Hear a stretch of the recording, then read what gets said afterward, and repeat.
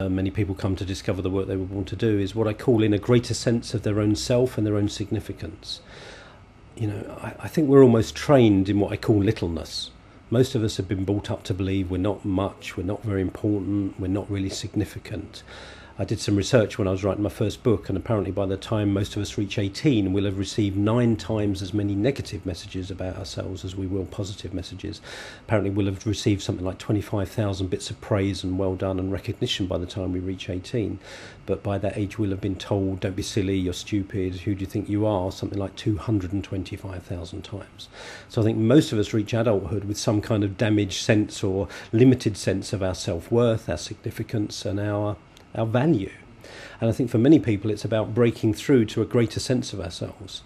And that for me is not about being arrogant and saying, well, I'm brilliant, I'm the best, I'm fantastic, you should all listen to me.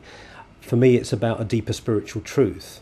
I believe that spiritually all of us are significant, all of us are valuable, all of us have unique gifts and talents, and our value is because of how we were created. We were created in love, we were created in significance by a loving creator. So how could we not be significant? But most of us don't really believe we're significant. So for many of us, the work we want to do is often the thing that we think, I could never do that, people like me don't do something like that. So I think sometimes we have to, what I call, risk our significance and take a step into really believing in ourselves and our worth and our value more than we have done so far in our life, which may go against the conditioning and beliefs we've grown up with. So for me it's really important to have access. What's helped me on that journey is have access to kind of spiritual literature that speaks to us highly of who we are and what we're about and how loved we are and how precious we are as beings, because then that's what we can blossom into.